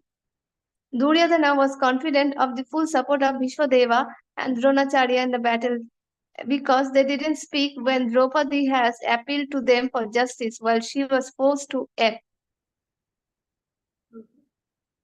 Okay, there is some sentence here. Okay, yeah, you all know that Dronacharya Bhishma, everybody was silent when Draupadi was faced injustice. So Duryodhana had some, pride that okay, maybe in future they won't speak when I go opposite to Pandavas. So next, then Bhishma, the great violent grandsire of the Kuru dynasty, the grandfather of the fighters, blew his conch shell very loudly, making the sound of a roar of a lion, giving Duryodhana joy. So when Bhishma blowed the conch shell, Duryodhana was happy, but nothing happened to Pandavas. Okay. After that, the two people, everybody started blowing the conch shell after Bhishma started the blowing of the conch shell. Yes, anybody wants to read this? Raise your hand. Anybody else? Okay. Shreya Mataji. Bhishma blew his conch shell loudly, making a sound like a roar of a lion, giving Duryodhana a joy. Thereafter the conch shells, drums, bugles, trumpets, and horns were all sounded, and the combined sound was tumultuous. Bhishma announced predictions. Bhishma, without saying a word, blew the conch shell, informing his depressed grandson Duryodhana that he had no chance of victory because Supreme Lord Krishna was on the other side. But still, it was his duty to conduct the fight, and no pains would be spared in that conscious connection. Lord Krishna and Arjuna stationed on a greater chariot drawn by a white horse sounded their transcendental conchs. तथा श्वेतैर्हरैर्युक्ते महति स्यन्दते स्थितौ Madhava पाण्डवश्चैव दिव्यो शङ्को प्रधात्मथौ. Hare Krishna. Yes. So here you see, after Bhishma blew the conch shells and everybody started feeling very joyful. Next comes, there are Krishna and Arjuna here. So Krishna, here, yes, anybody can continue. Aditi Mataji. Hare Krishna Mataji. Krishna is called Rishikesha because he is the owner of all senses. He directs the senses of all living entities in terms of their surrender. Here in the battle, he directly controls the transcendental senses of Arjuna. Arjuna is called Dhananjaya because he helped his elder brother in fetching the wealth when it was required by the king to conduct various sacrifices. Bhima is called Vrikodara because he could eat as ferociously as he could perform Herculean tasks such as killing demons, Hidimba. Hare Krishna. So you see here some of the significances. Krishna is called Rishikesha. Why? Because he is the owner of all senses. This is very important. Okay, these three names have to keep remember. Okay, Krishna. Why Krishna is called Rishikesha? There might be a question. Why? Because he is the owner of all the senses. He directs our senses. When the living entities surrender, he directs the senses of those living entities to come to Krishna. Similarly, now he is directing Arjuna in the same way, so that the transcendental senses of Arjuna is trying to control the senses of Arjuna, so that he can surrender to Krishna later on. So here you see Krishna is called Rishikesha, Arjuna is called Dhananjaya because why? He fetching the wealth. You all know when Rajasuya Yagna happened and Indraprastha got, Arjuna went out for fetching wealth. And then Bhima is called Vrikodara because he is a voracious eater and performs Herculean task. Okay, so this is very important. Okay, this is the same thing that both of them came in the white horse, Shweta, the higher Shweta. So some of the significant signs of victory as we all discussed. So first is Madhavo, that means Krishna himself is there. Divya Chakshav, other people. So here next is Divya Chakshav, that means Krishna himself is there in the battlefield. That's the first reason why definitely Pandavas are going to win, because Krishna is on their side. And then Divya Chakshav, that means the beautiful transcendental conch shells were blue. What is the conch shell name of Arjuna and Krishna? Name of the conch shell of Krishna, the Shankha of Krishna. Yes, you can all unmute. You can unmute Panchajanyam Rishikeshu Devadattam. Panchajam. Excellent. And what about Bhishma? I mean Bhishma, not sorry, Bhima. Poundraw. Poundraw. Yes, and what about Yudhishthira? Search in the Bhagavad Gita book. What is the name of Yudhishthira's council? You can write in the chat, okay? Even Nakula and Sahadeva have their own councils, and each council have their names. And search and put in the chat. Okay, next is chariot for Agni, from Agni, right? Divya, there was some chariot which Arjuna was riding, and it was given by Agni Deva. And Kapidvaja, there's a flag where Hanuman is there. Panchajanyam Rishikeshu Devadattam Dhananjaya Poundraudadmo Mahashankam Bhima Karma Vrukodara. Okay, there was Vrukodara, yes, here. Okay, you can take a snap of this if you want, but not much important for Bhakti Shastri point of view, but general knowledge, because this is there in the 15th and 16th shloka of the first chapter. Rishikesha, Panchajanya, Dhananjaya has Devadatta, Vrukodara has Poundra. Yudhishthira has Ananta Vijaya Rajan. Rajan means it's Yudhishthira. Okay. Nakula Sahadeva Sughosho Manipushpaka. There's two names, Saghosha and Manipushpaka. So here, the whole thing is there. Ananta Vijaya Raja, Kunti Putro Yudhishthira, Nakula Sahadevascha Saghosho Manipushpaka. Okay, so all of this, even so many people were there. Dashrathanya was there, Shikhandi was there, Drupada was there. So many people were there, and their details are given. I'm not going to read all of them because I hope you have already read it. Okay, others like Kashiraja, Shikhandi, Dashrathanya, Virata, and all of these, Draupadi's sons of Draupadi and Abhimanyu were there. Abhimanyu is son of Shiva. Okay, here next is Sanjaya informed Dhritarashtra very tactfully.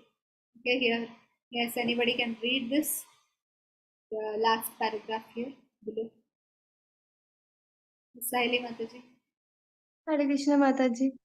Sanjaya informed Dhritarashtra very tactfully, Divya of Sankhav, that the signs already clearly indicated that the whole Kuru dynasty would be killed in that great battle, and his unlawful policy to deceive Pandavas wasn't laudable. And the whole catastrophe was due to King Dhritarashtra because he encouraged the policy followed by his sons. Hare Krishna Mataji. Hare Krishna. So here, yes, there is another one significant point why what happened when Krishna and Arjuna blew the conch shell. What happened to the opposite party? What happened to Kauravas? Krishna and Arjuna blew conch shell. What happened to Kauravas? You can all unmute. What would have happened to Kauravas? Krishna. They all felt very afraid much. They were shattered actually. Their heart was breaking out of fear. Tumulo Bhyanu Nadhayan. Bhyanu Nadhayan, that means they were fearful. Who? Dhritarashtra, Dhartarashtra. Sagosho Dhartarashtra, Nabhadayani Vridharaya. That means their hearts were shattered. Nabhascha Prithvim Shaiva. Nabha means the sky and the Prithvi, the earth. Everybody started shaking out of fear because Krishna's conch shell is not a material conch shell, it's transcendental conch shell. Right? Yes. Yes, Kuru's heart shattered. Glowing of the various conch shells became uproarious, vibrating both the sky and the earth, it shattered. So what is the significance of this? The sound of the conch shells of the Bhishma and others of Duryodhana's side did not cause any heartbreaking to Pandavas. Pandavas were not fearful. Why? Because Krishna was on their side. Abhaya Charana Ravindaya. Right? Krishna has Abhaya Charana. Why Krishna is called Abhaya Charana Ravinda? Because Krishna gives protection to his devotees, and Pandavas knew it. So there was no much calamity or frighten in their heart. But on the opposite, when Krishna blew conch shell, Duryodhana was frightful, and all the Pandavas were frightful. So Arjuna took up his bow, prepared to shoot after looking at the sons of Dhritarashtra drawn in the military array. The battle was about to begin. Arjuna was insignia on the flag, that's Kapidvaja, then spoke to Lord Krishna. The emblem of Hanuman is another sign of the victory of for Arjuna, because the Hanuman helped the Lord Ram to be victorious over Ravana. Lord Krishna is Ram himself. Thus, his eternal servitor Hanuman is his eternal consort. Sita were also present in Arjuna. It was in the battlefield. So you see the significances as we already discussed. So here anybody can read this whole para. Ms. Balaji Prabhuji. Hare Krishna. Arjuna said to Krishna, "O infallible one, Achyuta, please draw my chariot between the two armies so that I may see those present here who desire to fight, wishing to please the evil-minded son of Dhritarashtra, and with whom I must fight." Krishna is called Achyuta because he never fails in his affection for his devotees and takes pleasure in serving them. Here, as a charioteer, he carried out Arjuna's orders without hesitation. Still, his supreme position remains intact. Arjuna has no desire to fight with his cousins because he is a pure devotee, but he was forced by the obstinacy of Duryodhana, who was never agreeable to any peaceful negotiation. Arjuna wanted to make an estimate of the strength which he had to face. Hare Krishna. Hare Krishna. So Arjuna has no desire to fight. Actually, he was ready to go to the forest. He tells in one of the shlokas that I'm ready to leave up this. Kimno Rajena Govinda. He's asking for what? Krishna, I want this Rajya. I don't want. I'll give up and go to the forest. So Arjuna was not ready. Just because Krishna wanted a fight, Arjuna fought there. And Krishna is called as Achyuta. What is the meaning of Achyuta? Achyuta. Infallible. What does that mean? Never falls, never fails. Never falls in the sense of the fall on the ground? What is it? No, never fails. Krishna always supports his devotees, and he takes pleasure in serving them, whichever situation they are in. Okay. Very nice. So Arjuna is in very terrible situation. So Arjuna, so he supported Arjuna because Arjuna is a very good, devotee. Yes, Mataji. So yeah, that is one in the context of Bhagavad Gita. But in general, Achyuta means one who does not fall, in the sense Krishna won't fall in his position. Although Krishna comes as a chariot driver, as a cowherd boy, but does that mean Krishna is now not a god, he is just a cowherd boy? No. Although he is in particular this thing, Krishna still is the Supreme Personality of Godhead. Krishna says, Matha Parataramyam, nobody is above him. So Achyuta means he won't fall from his position of being Supreme Personality of Godhead. Although he came as a pig or boar in the form of Varahadeva, that does not mean, Krishna is now a Varaha and no more a Supreme Person. No, Krishna is Supreme Personality of Godhead in the form of a pig or a boar, in the form of a fish, in the form of various forms which Krishna has taken. But that does not mean Krishna is fallen down, or when Krishna comes as a chariot driver of Arjuna, that does not mean he's a driver. Right? For example, when you have a friend, suppose, and she or he is driving your car, you have to go to a bus stand, or you have to go to a relative's home, and your father or your mother or your friend is driving the car. Does that mean your friend has become a driver now forever? Do you think like that? Yes, does that mean the friend has become driver? No, friend will remain friend. The only thing is, he is driving your car now. Similarly, Krishna is the Supreme Personality of Godhead, but for some pastime, he comes in the inferior position just to make his devotees happy. He comes as the son of Yashoda Maya, so that means to make Yashoda Maya happy. Not that Krishna is now just under the protection or does not have any protection out of Yashodhama, no, nothing like that. Okay, so oh, infallible one, Arjuna is saying here. Please draw my chariot. So Arjuna knows this. Arjuna knows the fact that Krishna is the Supreme Personality of Godhead. Arjuna knows it. It's not something Arjuna didn't know before, and after Bhagavad Gita he came to know. He knew already before that. Okay? So here at the end, Prabhupada is speaking about Vaishnavism. Why Prabhupada is speaking about Vaishnavism? Let's just see that.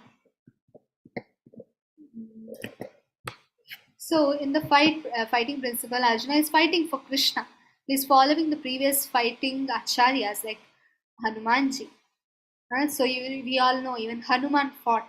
There is a significant role of Hanuman in the war between Rama and Ravana, right? He burned the whole Lanka. Does that mean Hanuman has made any aparad, or does that mean Hanuman is violent, or he is not a devotee because he did violence? No. He did in the service of Lord Ram. Similarly, Arjuna is fighting. We sometimes think, oh, Hanuman did great thing, but Arjuna, after seeing all the serials and everything whatnot, we think Arjunas are just like normal people or political people. No. Actually, to be honest, Hanuman's and Arjuna's position is equal, because Hanuman is serving Lord Ram, Arjuna is serving Lord Krishna here, right, in fighting. That's why Hanuman is there in the flag. That's also in significance why Hanuman is there, to show that, see Arjuna, he is fighting for Lord Krishna here.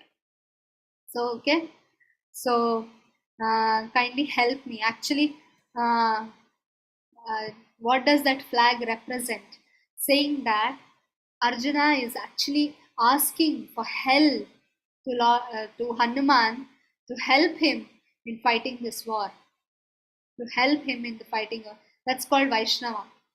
Following the footsteps of the previous acharyas and seeking their help. Seeking their help. Without the help of a previous acharya, we can't progress into Krishna consciousness. That's what the Vaishnavas are. Always, if you see Prabhupada, always he quotes the previous acharyas. And he always tells, I just did for my Guru Maharaj. Prabhupada used to tell. Why? Because, without the previous acharyas, the Guru Parampara, we cannot get any knowledge. We should be convinced out of that. That's why Arjuna is asking Hanuman, kindly help me, because you are an acharya for me, because you fought for Krishna, for Rama, I'm fighting for Krishna. Please help me in this war. So any activities of the Vaishnava, they should always pray to the previous acharyas. Kindly help me, kindly, right? Now Prabhupada said this mission, the Krishna conscious mission, is what mission? Or what moment it is? Something Prabhupada told. Prabhupada told what? A mercy moment. What does Prabhupada mean by telling mercy moment? Krishna consciousness is a mercy moment. Anybody has any idea why Prabhupada was telling Krishna consciousness is a mercy moment? Yes, Shreya Mataji. Hare Krishna Mataji.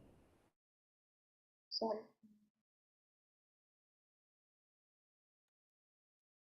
Hare Krishna Mataji. To grow in Krishna consciousness, apart from our own efforts, we need mercy from the gurus and Vaishnavas.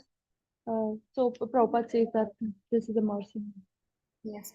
Only through the Vaishnava's mercy you get Krishna. Without that we can't get Krishna. I'm not eligible to serve Krishna directly. That's why I need a Vaishnava, a guide, so that after I serve that Vaishnava, I can go to Krishna by his mercy, because that Vaishnava has Krishna.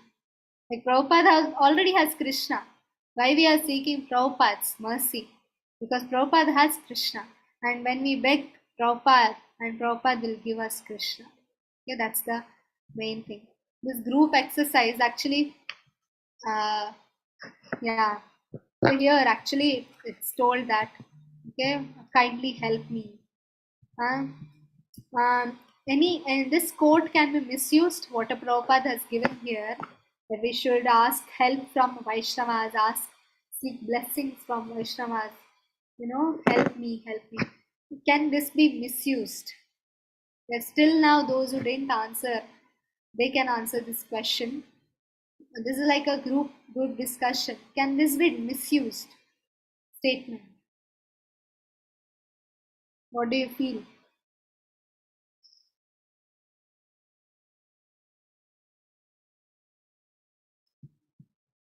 Yes, anybody? Shweta Mataji or anybody wants to answer? Can this statement be misused? Shweta Mataji, yes. So many. That statements can be misused because, see, when we are asking from help, we should know whom we are seeking help from, you know. That should be very important. Kindly help me. We should ask from a particular person who can really guide us. If you go to a neophyte devotee or a new devotee, can they guide you? No. So we should know whom we have to ask the guidance from. Some consequences that might be there, that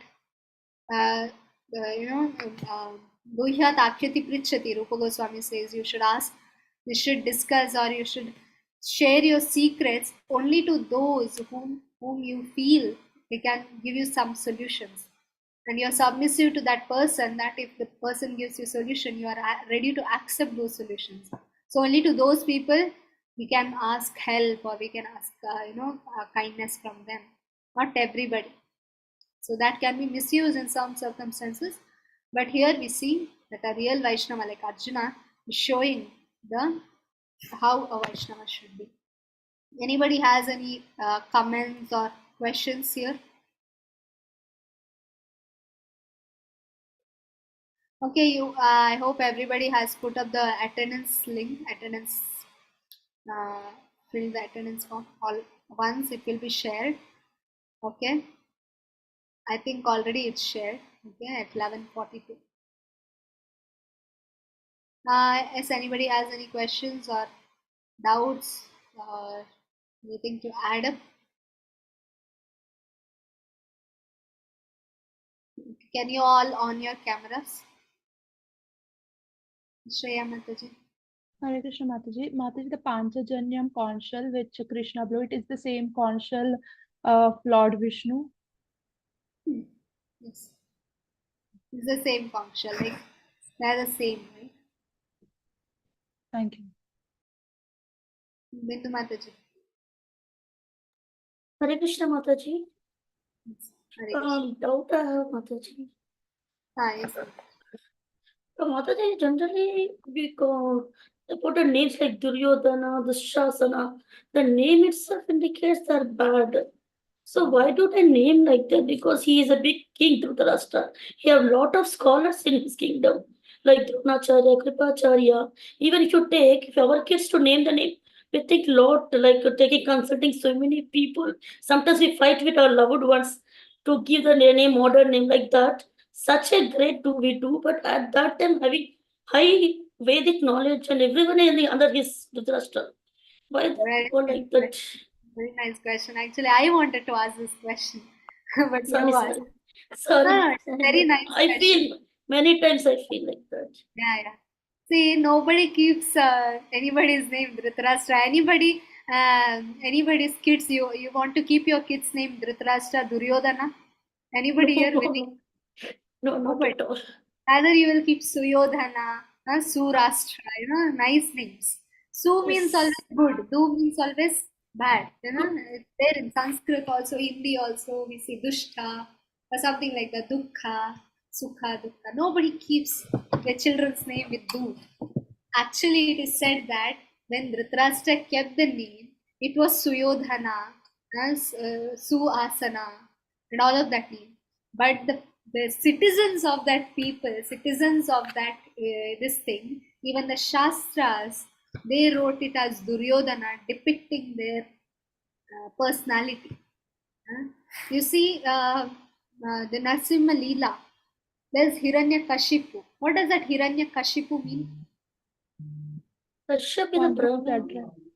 Hiran means what? Hira. Hiran means deer. Gold.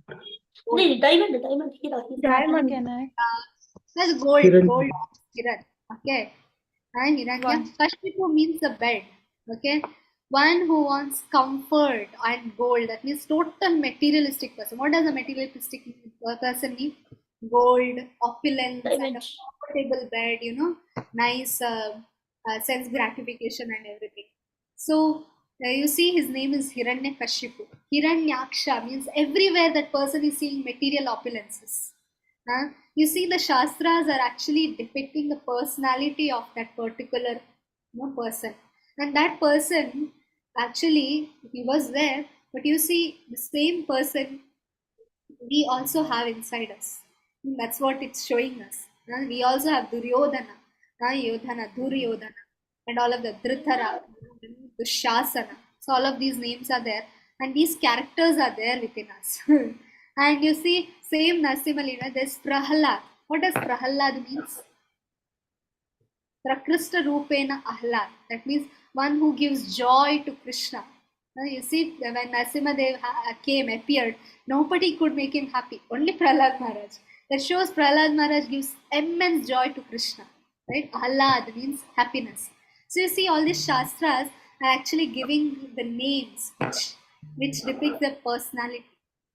And actually, it was not Duryodhana, it was Suyodhana. And people made it Duryodhana, Shastra made it Duryodhana, just to show how the personality is. Okay, nice question. Thank you. Yes, Rajyalakshmi Mataji. Hare Krishna Mataji. Mataji, while you were showing us the text, it was showing us in a different scripture, in the sense the Pandavas or Krishna or whatever. Is it in the Sanskrit one that we have to suppose to read it in English, Mataji? Actually, it is actually a different form. When it converts to our PPT, actually when we read it through another, it's the keynote in math, you have to understand it's the keynote. And when we convert it to PPT, the whole font is changed. That's the mistake of our software. We are not Sanskrit or anything. Whatever Prabhupada has given in the book, that's the original way. Okay, Mataji. Thank you, Mataji. Hare Krishna. Yes, Rishabh Prabhu. Mataji, there are some. Someone says that Prahlad Maharaj satisfied Krishna. Then someone says like Lakshmi ji satisfied Krishna. And there is one more story that there is a avatar of Lord Shiva, like half lion, half bird. So someone says that avatar satisfied Krishna. So I'm confused in this. I don't know about Lord Shiva or anything, but when Lakshmi wanted to go, it's in Bhagavatam, when Lakshmi wanted to go, even she got frightened seeing Narasimha. And the mala which she had in her hand, what she wanted to put to Narasimha, she gave it to Prahlad Maharaj. And actually Brahma indicated Prahlad Maharaj to go further. That's what Bhagavatam says in the, I think in the 7th canto, if you read Bhagavatam, it says that Prahlad Maharaj, Brahma gave the garland and Prahlad Maharaj went and put it in the, neck of Narasimha. Even Lakshmi was frightened. And when he becomes Shanta Narasimha, then Lakshmi approached him later. But if you see that Prahlad Maharaj always comes, because Narasimha wanted to show that he likes his devotees more, pure devotees, more than his consort, more than Lakshmi or anybody. He likes his devotee more. That he wanted to show in the past tense actually. That's it. I don't know about other reference for it. Sorry for that. Okay. Hare Krishna. Hare Krishna, Nandita Mataji. Hare Krishna Mataji, Dandvat Pranam. Hare Krishna. Actually, Nandita Mataji is the super admin for all the advanced courses. So, as I discussed in the previous class, there are some Bhakti Vrikshas, like a small study groups. It will be helpful for you to study. That means Bhakti Shastri is not so easy, You can't sit and study for and can't identify. If you have seen the handbook, how many of you have seen the handbook which we have shared already? That handbook has so many questions. You alone can't do it. If you can, that's nice. But if you need a help in a study group, then we have Bhakti Vrikshas, which we'll be creating for a particular classes and everything. So she'll be helping you with that and all. And you can explain, Mataji, Nandita Mataji, how it will be done. Yes, Mataji, Hare Krishna. Hare Krishna Matajis and Prabhujis. Please accept my humble obeisances. All glories to Srila Prabhupada. Mataji, most of the students here are already attending Bhakti Vrikshas or are Bhakti Vriksha leaders already. They finished their levels up to 3 or more. So what we do is we have a small informal group where all of us can discuss whatever Mataji is taught in the class, plus the questions, the analogies, run through the questions, the closed book assignments, the open book assignments if you wish to clear your doubts or come up with the list of doubts that you can post to Mataji as a group together in class or by message or however Mataji wishes. So all of you will have to decide. Usually we have two groups of Bhakti Vrikshas. You will have to choose and join one group. One group usually meets during the week. The other one usually meets on the weekends at a particular time that is convenient to all of you. But please do understand that there are two reasons why these Bhakti Vrikshas work beautifully for all the people in Krishna consciousness, especially in Bhakti Shastri. It will help you to complete the course successfully. Two reasons. One is, of course, NND Prabhuji's instructions, because this has worked very well so far through the last 3 years that it has been running, Bhakti Vrikshas in every level of our study. Secondly, there is nothing more valuable or precious than devotee association. Not all of us can go to a temple every week, thrice, 4 times, whatever. We may be able to go and do some seva. But when it comes to studying, it is of immense help and support to have a Bhakti Vriksha group to belong to, because you can always discuss informally, and you can keep your cameras off at that time. You can speak, you can discuss, you can give your views, and very importantly, you can do your revisions, you can study your analogies, you can run through whatever notes you have made and help your fellow classmate as well. So it is basically a very, very good support group for devotee association. So I really, really sincerely hope that you will all associate together in one of the two Bhakti Vrikshas, make it a point to attend and benefit immensely from this association. And you will see, Mataji gives you all reading assignments a week prior to her class. So if you all can, brush through also, it will contribute to your being more participative in the class and being able to ask her very relevant questions at the right time. So many advantages in Bhakti Vrikshas. I have progressed only because of Bhakti Vriksha group. So I am extremely grateful to the whole concept of Bhakti Vriksha that NND Prabhuji has formed. And I'm sure all the teachers and the students who have progressed so far will agree with me. So please, I will help Shreya Mataji to form the groups. You all have to decide on a timing and we will form the groups, and you all please join and start studying. You read the purport. Not all of us are Sanskrit scholars, so Mataji can say the shlokas very nicely. You can listen to her recording, but the rest of us can try to read them. Read the purport together, discuss it, discuss the questions if you wish to, and if you have any doubts, note them down. We can always ask Mataji in the next class.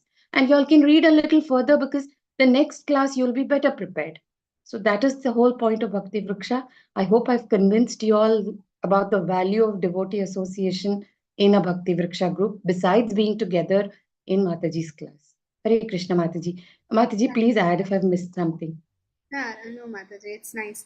So as Mataji told, so there is a lot of benefits of Bhakti Vrikshas, and it's kind of informal. You can have a study group and you can have a nice association as far, because Bhakti Shastri, if you go alone, it's kind of you'll be tired every time, because there's open book, closed book, there's exam also, but not much about exam, but to understand you need devotees and guidance from other devotees. Some points I may have missed, but other devotee might know it, or they might help you in understanding the concepts more easily. When we were in college and schools, whatever teacher teaches, we won't understand. But one day before the favorite student of the class, he will call up.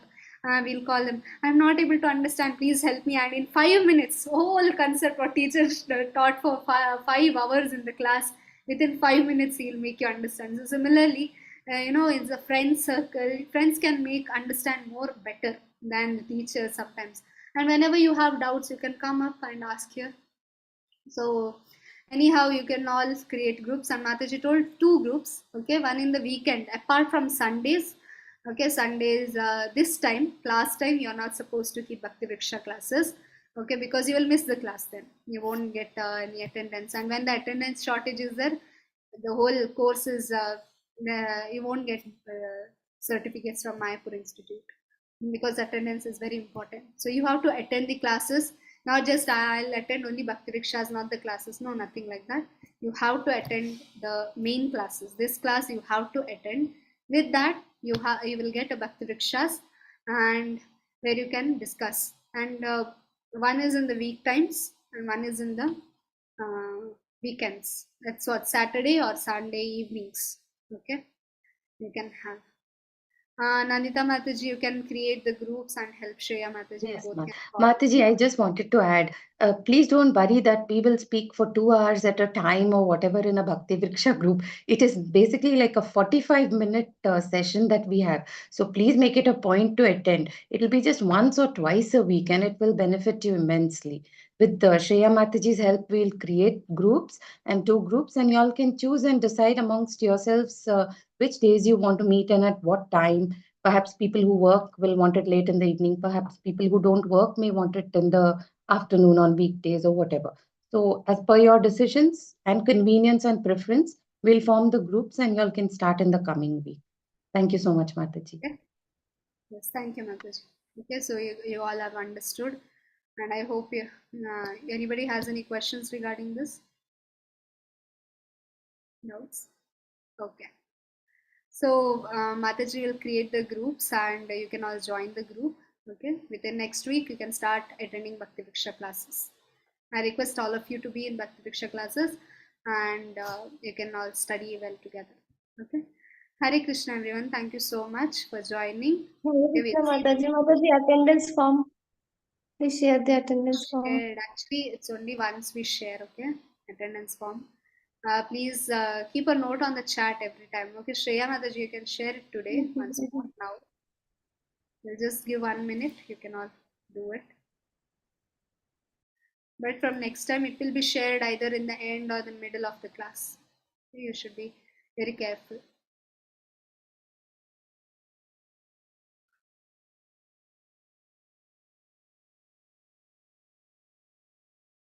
Okay, we'll end the class now. वाञ्छाकल्पतरुभ्यश्च कृपासिन्धुभ्येव च पतितानां पावनेभ्यो वैष्णवेभ्यो नमो नमः। अनन्तकोटि वैष्णव की जय। श्री प्रभुपाद की जय। Thank you, Mataji. Hare Krishna. Hare Krishna, everyone. Hare Krishna. Thank you so much. Thank you. Thank you, Mataji. Hare Krishna.